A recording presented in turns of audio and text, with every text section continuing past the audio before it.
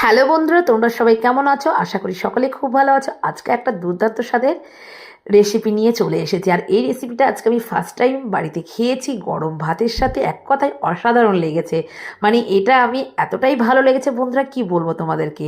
আজকে তোমাদের সাথে শেয়ার করব বন্ধুরা ফুলকপির পাতা বাটা। আর এই গরম ভাতের সাথে ফুলকপির পাতা বাটা খেতে সত্যিই দুর্দান্ত লেগেছে। নিমেষে এক থালা ভাত শেষ হয়ে যাবে। তো চলো ভিডিওটা প্রথম থেকে শেষ পর্যন্ত অবশ্যই দেখার অনুরোধ রইল। তো দেখতেই পাচ্ছ আমি এখানে ফুলকপির পাতাগুলো নিয়ে নিয়েছি। আমি এখানে শুধু যে কচি পাতাগুলো হয় সেগুলোই নিয়েছি। নিয়ে ভালো করে ধুয়ে নিয়েছি। ধুয়ে নিয়ে জল ঝরাতে দিয়েছিলাম। এবার প্রেশার কুকারের মধ্যে আমি জোর হিটে একটা সিটি দিয়ে নেব। তা আমার সিটিটা দেওয়ার পরে এবার জলটাকে চিপে নিয়ে আমি মিক্সিতে দিয়েছি। আর এটাকে ঠান্ডা করবে তবেই মিক্সিতে দেবে। তারপরে দুটো কাঁচা লঙ্কা আর 4 কোয়া রসুন দিয়েছি। আর ঝালটা তোমরা তোমাদের মতো করে দেবে। একটু লবণ দিয়ে ভালো করে মিক্সিতে আমি মিহি পেস্ট করে নিয়েছি।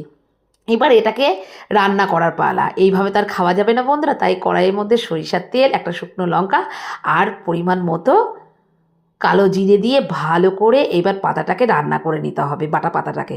এর মধ্যে সামান্য একটি মিষ্টি দিয়েছি, চিনি দিয়েছি, আর সামান্য একটু লবণ কম হয়েছিল তাই লবণটা দিয়েছি।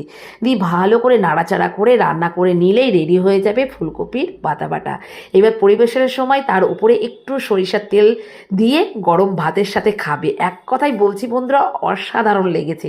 তোমরা একবার হলেও বাড়িতে এই ফুলকপির বাটাটা খেয়ে দেখো। আর এই সিজনে খেতেও দুর্দান্ত লাগবে। তা টাটা বন্ধুরা, ভিডিওটা কেমন লাগলো অবশ্যই কমেন্ট করে জানিও।